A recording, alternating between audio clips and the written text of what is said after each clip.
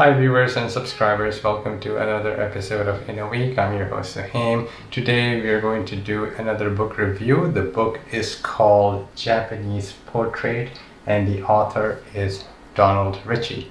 So let's go and dive into the book review. Donald Richie was an American-born author who wrote about the Japanese people, the culture of Japan, and especially Japanese cinema, although he considered himself primarily a film historian. In 1947, Richie first visited Japan with the American occupation forces, a job he saw as an opportunity to escape from Lima, Ohio. He first worked as a typist and then as a civilian staff writer for the Pacific Stars and Stripes, which is a daily American military newspaper. While in Tokyo, he became fascinated with Japanese culture, particularly Japanese cinema. He was soon writing movie reviews in the Stars and Stripes. While in Tokyo, Richie collaborated with Kashiko Kawakita closely in promoting the Japanese films in the West. Kashiko Kawakita was a Japanese film producer and a film curator.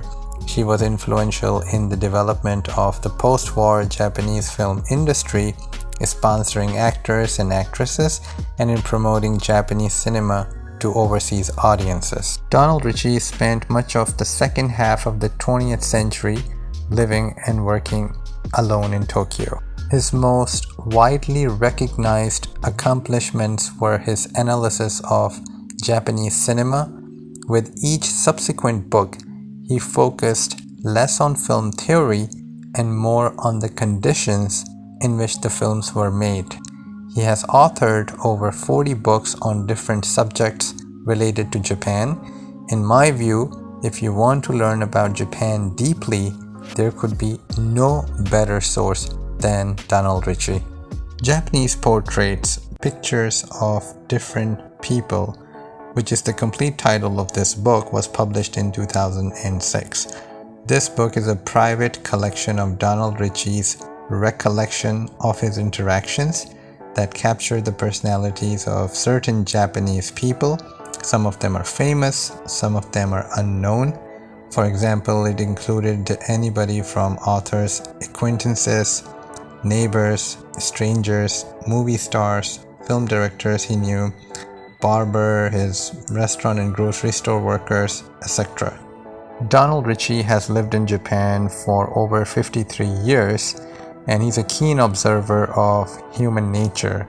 In Japanese Portraits, he provides an elegant and perceptive vision of Japan through precise, intimate portraits of ordinary and extraordinary Japanese people. It includes such notable Japanese as acclaimed filmmakers Akira Kurosawa and Yasujiro Ozu, and famed novelists like Yukio Mishima and celebrated actor Toshiro Mifune. In his foreword for Japanese Portraits, Donald Richie said that the idea of this book came from this quote, that a chain is formed of people different from one another who are united because we have chosen them. So the commonality between all these individuals that are presented in this book is that Donald Richie knew them as they made a part of his life. Donald Richie also said that he became impatient reading about such all-explaining qualities like Giri, Ninjo, One, Tatemai, etc. Richie explains that the opposites of these traits exist in Japan as they do anywhere else in the world. The last thing we want to do is to box people from a country in a certain prism. He wrote that he wanted to draw particular likeness undisturbed by theoretical considerations. Personally, I really love this book. It has not only been a good reading because I could read it over and over and over again and never get bored with it. And the most interesting aspect of this book is that it is not one story. In Japanese Portraits, Donald Richie has mentioned 54 individuals, and each of them is unique and has their own story. and you never get bored when you go from one person to the other. And the aspect of this book that it not only covers famous people but also ordinary people, ordinary Japanese, is also fascinating, because you would think that only popular famous people have very interesting lives, but no, that's not true. And I think it is a credit to Donald Richie that he brings to light the extraordinariness in when he's explaining the lives of the ordinary Japanese, when he's talking about them and mentioning them in the book. And it really touches your heart when you read this. I think this book successfully shatters the boxing of Japanese culture, personality, that the stereotypical books provide for Japanese culture, and gives a realistic portrait from the real live people, the real live Japanese who interacted with Donald Richie.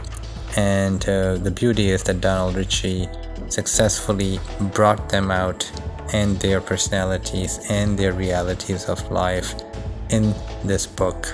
When I read this book, I felt that I was reading something which was real, that something I can relate to, and that is what kept the book very much exciting for me, as well as really insightful.